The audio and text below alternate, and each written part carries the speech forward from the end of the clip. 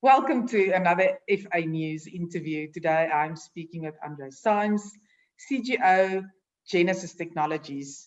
Andre is warmly dressed because he's in London, not the warm South Africa, as the business has expanded very well into the rest of the world, can I say.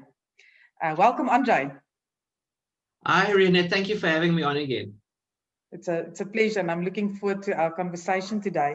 Today we will be talking about something that's close to your heart, and that is social media, but not social media in general, more specifically LinkedIn. And it's purely from a business perspective, not from a personal perspective. So Facebook, LinkedIn, or Twitter from a business perspective. So it's always a slightly complicated answer, right? So ultimately, LinkedIn is the most powerful tool, I believe, when it comes to business. But there is most definitely still places for Facebook and Twitter in your brand campaign. I mean, we're probably going to speak mostly about LinkedIn today. So just quickly to rattle off on Facebook. Facebook, with its photo and social media engagement capabilities, is really, really cool for somewhere you can put all of your cultural stuff, your photos, your events, and you can get people to engage with that. Twitter is really nice because of the liking and the retweeting capability. It's a way of getting exposure outside of your normal kind of sphere or the echo chamber, if you want to call it that you are in. So often you can get things outside of your usual audience with Twitter, but obviously in short messaging. Okay, and so LinkedIn is the preferred one. one. LinkedIn is the way to go. So the thought leadership, the good news, the strategies, things like that. So what does the connections that you build on LinkedIn mean for you in your business? Especially now we are in a time where we can't really go out. I don't think that has really changed the way we operate with LinkedIn, but surely LinkedIn now makes us more aware of the fact that we can build connections and network on a different type of platform. Yeah, no, absolutely. It's the adoption of LinkedIn has really increased substantially since we've all been forced to live a more digital life in the last 12 months. We are doing these interviews, which is probably going to be posted on LinkedIn at some point in time. So yeah, look, I think that is the case, is that, you know, with the digital world that we're living in now, more people are starting to adopt it. Having said that, I still think that, you know, if I look at my colleagues back in South Africa and my friends and partners, etc., that run businesses there, the adoption isn't quite as big as I believe it should be. I still think it's slightly underutilized in some of the markets that we play. It is super active in the European and the US space.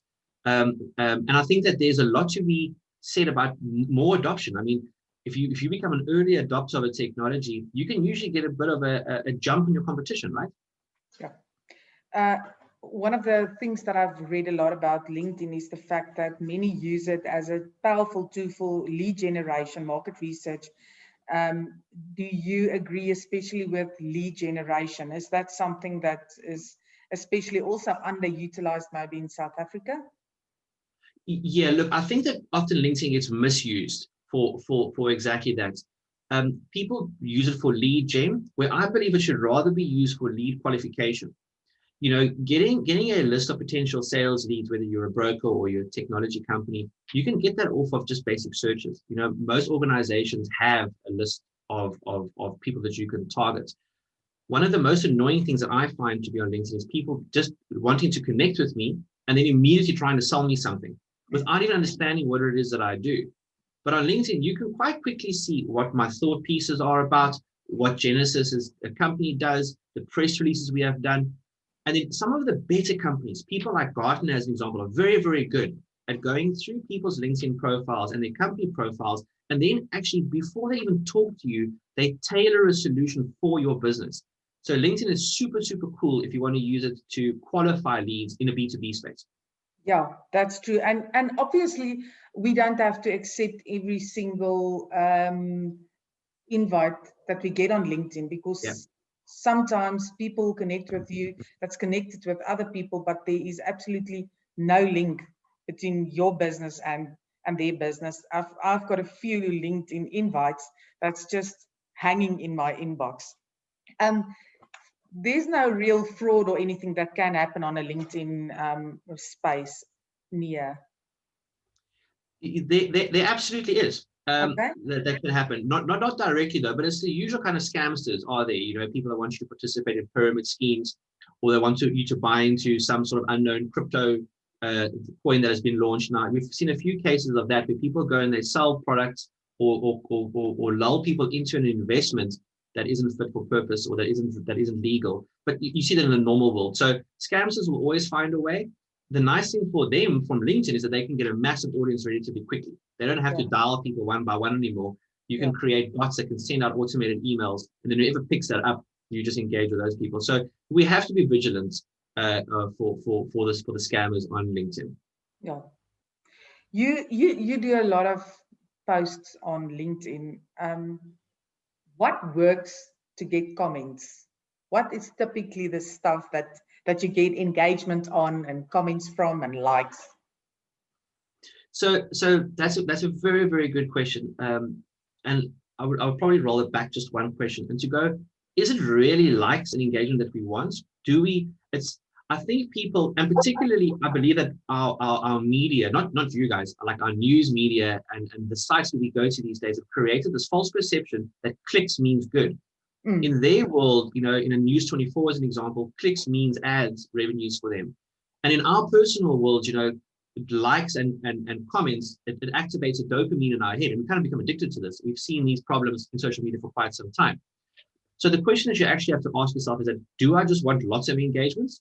If you want 100 likes on a LinkedIn post, it's easy. Go post a photo or a video of a cute cat, and you'll get 100 LinkedIn likes very quickly.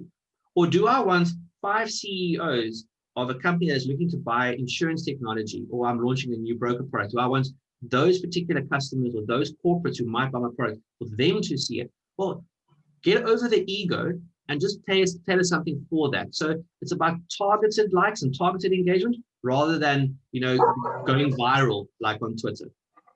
Yeah, I think that ego thing is it's an age-old problem, and I'm not sure that it will ever disappear. And I see that especially obviously with the younger generation, especially, you know, they've got all kinds of other platforms, and a lot of the time it's about the likes, and that's not always what it's about, like you say. But just to answer your question a bit further about how do you get good engagement, and that is to write good quality content. It's all about the content. Don't just share stuff for the sake of it. And you know, a good friend of mine, Ed, he always says, create, don't curate. And what he means by that is that, you know, make your own content. Be a thought leader. Think about what it is you want to talk about. If people like it, they'll like it. If they don't like it, they won't like it. Yes. But you know, don't just recycle other people's stuff. As a company, do you motivate your staff, and should companies motivate their staff to be engaging on platforms like LinkedIn? You mentioned that it's underutilized. Where does this responsibility lie with who to say, let's make it a platform that we can use more? Is that a more individual thing, or is it things that companies in general should maybe look at in staff training? Absolutely. Look, I think that there's a couple of angles on this. The number one thing is that LinkedIn is becoming a really big recruitment tool. Yeah. And it's very important that, because you own your LinkedIn page, it doesn't belong to your company. Obviously, when you are representing that company, you will be part of whatever kind of IT policies that they have. But it's almost like that this is your online CV. When we're doing recruitment now, and we're recruiting quite heavily at the moment, is that I go and look at every single person who kind of makes it through the initial phases at their LinkedIn page to see how do they engage, what kind of content do they put there. It's super important. And it kind of builds up a history of that person. So I believe that there should be training done by employers to help the individuals in their company, just from a career progression point of view, help them tailor their LinkedIn, teach them about that. I also think it is super important that we educate people that work for us about what we can and cannot do on social media. You know, so someone like Emma Sadlier, she's written some really, really good books that I recommend that people that watch us go and read about what you should do on social media when you represent your company. But social selling as a new initiative is really taking or gaining some speed. So yes, We do encourage some people in our organization to be more active on LinkedIn, but that's usually the thought leaders and the business development team. A person building some dev code, we're not going to encourage them to go and spend their time on LinkedIn if they don't want to. It's about networking, lead generation, and branding. However, those same people need to also see the benefits of investing in them and teaching them how to use LinkedIn better for their personal careers. Yeah, I've seen some odd photos on LinkedIn profiles. Any comment about that? Because I'm sure you've seen them too. Not business-like photos, if I say odd, that's what I mean. Yeah, that's unfortunately, we've seen that happen on LinkedIn quite a bit now in the last 12 months. So pre-12 months ago, you only use LinkedIn if you wanted to. It's kind of become a necessity, obviously with lockdowns, etc. And what that's done is kind of brought some of the not so cool habits of Facebook and MySpace, if you're old enough to remember that, into the professional world of LinkedIn. And people often walk a fine line. I think some of the like addicts will often post some more social type of things on LinkedIn because they get engagement and and things like that. But yeah, some of it is inappropriate. LinkedIn itself has started changing its policies and its algorithms to try and weed some of this out as well. So they're starting to correct it. They're trying really hard to keep it a professional place, but there should also be a responsibility on us to do the same, right? Yes, right. But link that to your profile pic on LinkedIn. I don't know if you've seen, but I have seen people that have couple pictures or a picture where they sit on the beach or whatever as a profile photo on LinkedIn. And I think that's quite important that people realize what the platform is all about and what type of picture you upload of yourself on your LinkedIn profile. Absolutely. I think the easiest way to do it is that, would I put this picture on my CV when I apply for a new job? If the answer is no, then don't put it on, because your future employer is going to see that. Yes. One step back, if you don't find someone on LinkedIn, someone you want to employ, or you find that person, but there's absolutely zero activity, what's your thoughts? What's going through your mind? Well, you always ask the question, why? Why aren't they doing that? It's not that you're being suspicious, but put it this way. Not speaking from my personal experience, but some of my friends in the fintech space here in London, they've got a policy that if the people don't have a good representation and a well laid out a professional LinkedIn page, they don't qualify. They won't make a pass of qualifying pages. Because social selling is going to become so important, you have to have a social media presence. It doesn't mean that you have to be an influencer with 10,000 followers. I mean, that's a bubble that's going to burst sometime soon in any case. But you have to have a presence, and you have to show that you've got competency in how to use digital platforms. Okay, that's a good one. Moving over to our role and your role, and that is speaking to brokers. So where does the whole LinkedIn and client scenario stand with brokers and their clients? Obviously, it's not a platform where we can give advice, but is there a place for a LinkedIn relationship between brokers and clients? Absolutely.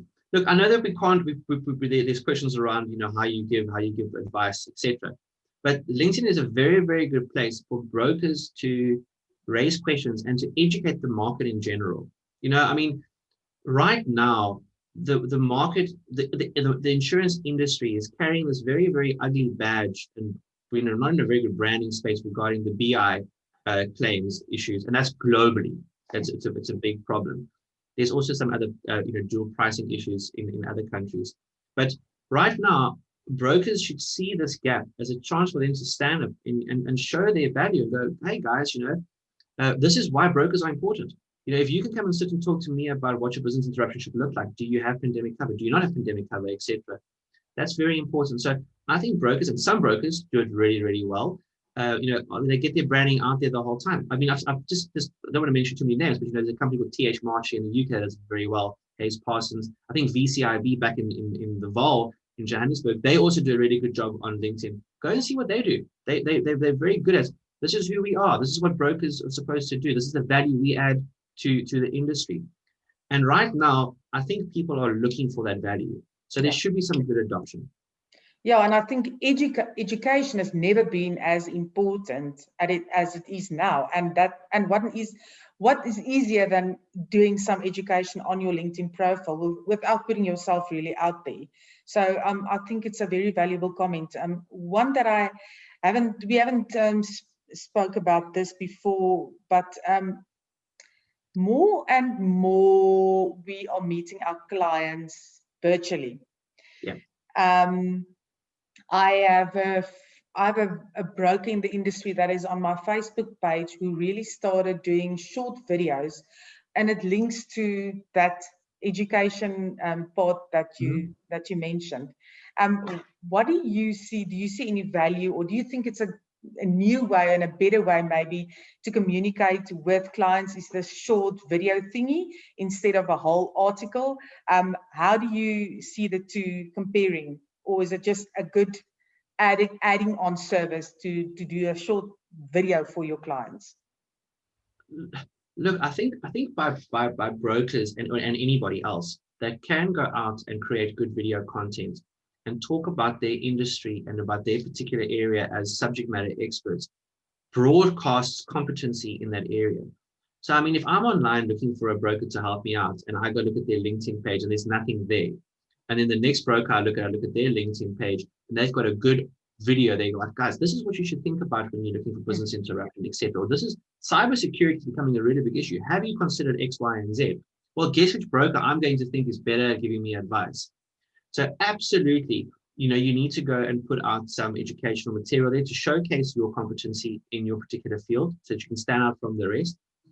But the challenge is people have often thought or often believe that their knowledge is their intellectual property and their edge, and they don't want to share that unless it's in a very secure forum. Well, guess what? We live in the world of information. I can get any bit of information I want at a quick Google. So you think it's a false fear to not share what you know.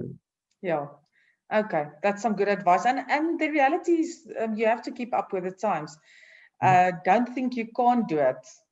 Always find ways to say, how can I serve my clients better? Brokers is our people. So any last parting comment to our readers, brokers and financial advisors, intermediaries, financial planners, on specifically the social media space from your side? Yeah, look, I think we can sum it up. There's 5 important rules that you need to remember when creating content online, and this applies to brokers or any sort of person in the financial space. And that is, you have to create value.